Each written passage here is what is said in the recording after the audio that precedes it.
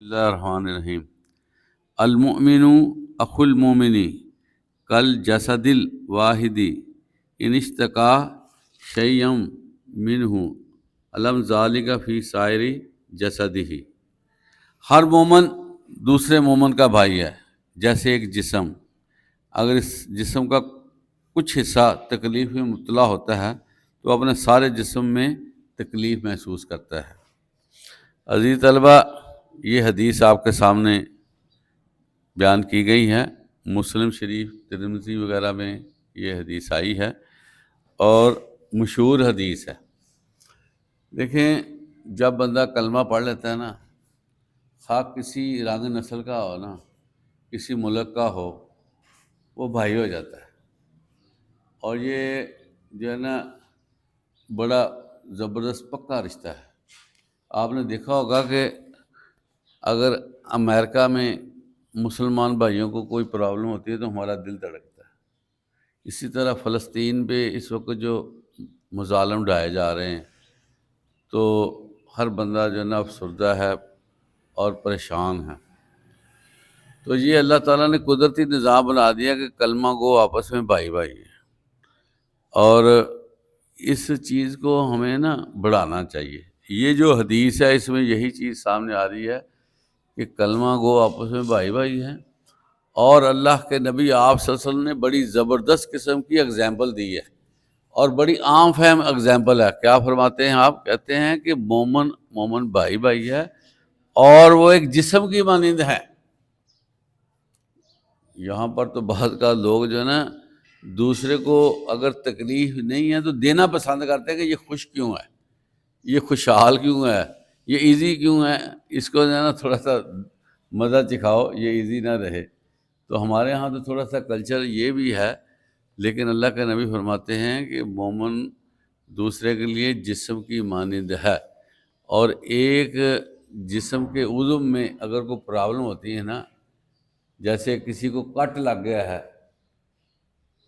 کوئی دانت میں درد ہے، کوئی اور مسئلہ بن گیا ہے، تو پورا جسم جو ہے نا اس کے ساتھ شامل ہو جاتا ہے اس درد میں۔ تو کتنی پیاری مثال ہے جس میں یہ نظر آ رہا ہے کہ مومن کا آپس میں کتنا تعلق ہے۔ اور یقین کریں عزیز طلبہ، یہی تعلق تھا تو دنیا بھر میں اسلام کا نام بلند ہوا ہے۔ اگر یہ تعلق نہ ہوتا تو اس وقت اسلام جو عرب سے نہ نکلتا۔ تو ہمیں آپس میں کوشش کرنی چاہیے۔ دیکھیں، الدین النصیحہ، اللہ کا نبی فرماتے ہیں دین خیر خواہی کا نام ہے۔ تو صاف ظاہر ہے کہ سب سے پہلے اپنے بھائی کے لیے خیر خواہی رکھی ہے۔ اور دیکھنے میں آیا ہے کہ یہ جو تعلق داری ہے نا، بندے کے بڑے زخموں پر مرہم کی مانند ہوتی ہے۔ آپ کسی بندے کو درد تکلیف میں دو میٹھے بول دیں نا تو اس کی درد جاتی رہتی ہے، اس کو ذرا سکون ہو جاتا ہے۔ اور اسی طرح جو بندے دوسروں کو ہیلپ کرتے ہیں تو یہ ایک رشتہ بن جاتا ہے۔ دیکھیں، جب کسی نے کسی کے ساتھ ہیلپ کی تو ایک رشتہ ڈیولپ ہو گیا۔ اللہ نہ کرے دوسرے پہ باری آتی، وہ پہلے والا بھی اس کو ہیلپ دے سکتا ہے۔ تو یہ چین بنتی ہے اور آپس میں ماحول ہمارا اچھا ہو جاتا ہے۔ اس لیے کوشش کرنی چاہیے، یہ جو بغض، اناد، حسد ہے نا، یہ ہمارے جسم کے کینسر ہے عزیز طلبہ۔ ان کو کلا کما کر دیں، ختم کر دیں، یہ کینسر ہے، جس کی وجہ سے جو بندہ بغض، اناد، حسد رکھتا ہے وہ خود بیمار ہو جاتا ہے۔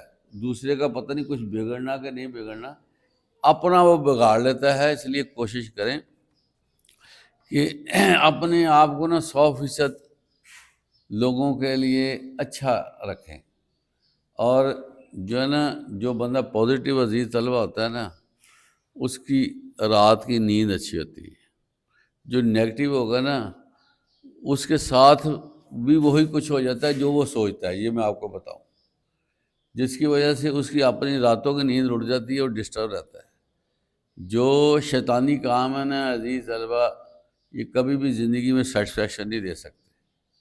اس لیے کھلے دل سے لوگوں سے محبت کرنی چاہیے اور لوگوں کے ساتھ اچھا تعلق بنانا چاہیے۔